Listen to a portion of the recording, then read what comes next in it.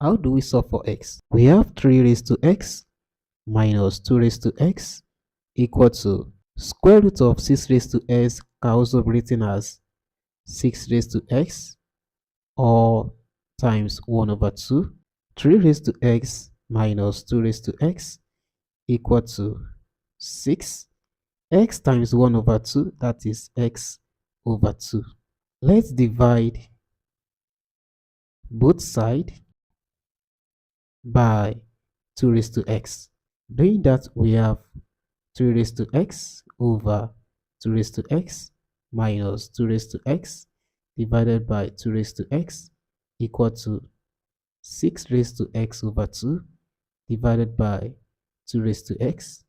This implies that 3 raised to x over 2 raised to x minus, clearly 2 raised to x cancel 2 raised to x, we have 1 equal to 6 raised to x over 2 over 2 raised to x.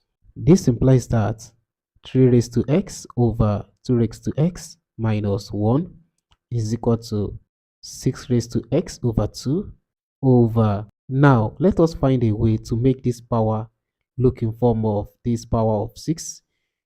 So what do? Let's multiply it by 1 over 2 times 2. That is, we multiply this power by 1 over 2 times 2.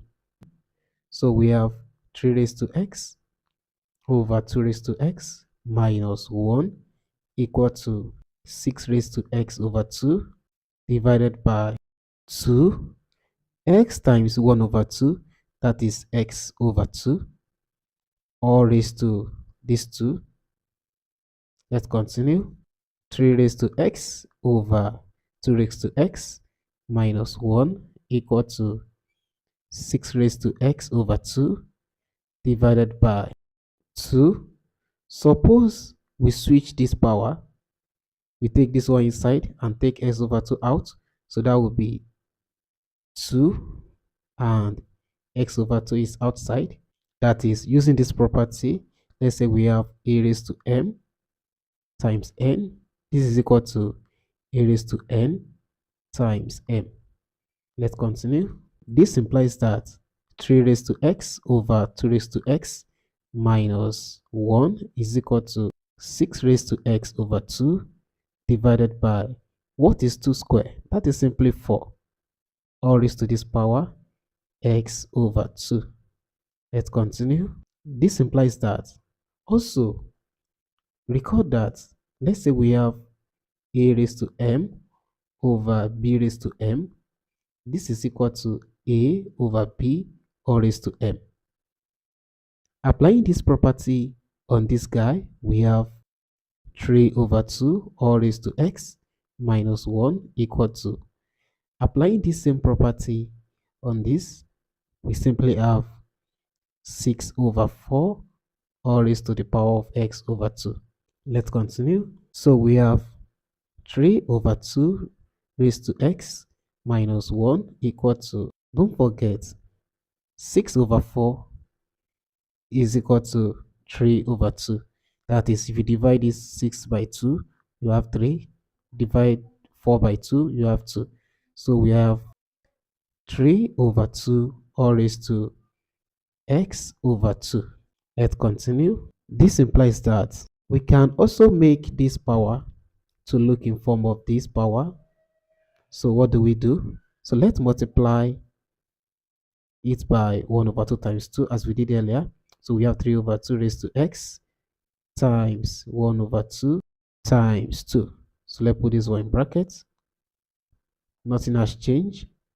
Minus this one equal to 3 over 2 all raised to x over 2.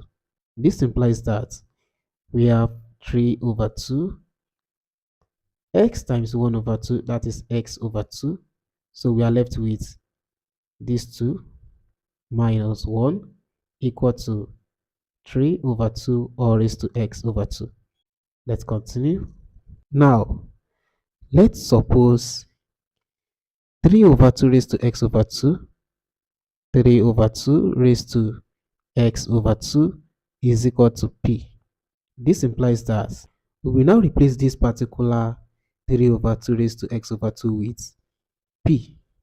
So this becomes p square minus 1 equal to, the same thing happens here. We replace this 3 over 2 raised to x over 2 with p. So we have p. This implies that p square minus p minus 1 is equal to 0. Now, let us solve this quadratic equation using quadratic formula, that is p equal to minus b plus or minus square root of b square minus 4 times a times c divided by 2a. From this equation, a is equals to 1, b is equals to minus 1, and c is equals to minus 1.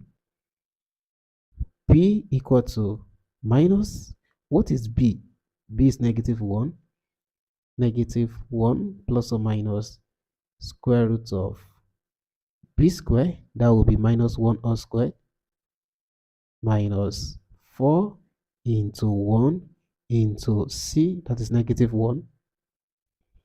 Everything divided by 2 into 1. Let's continue.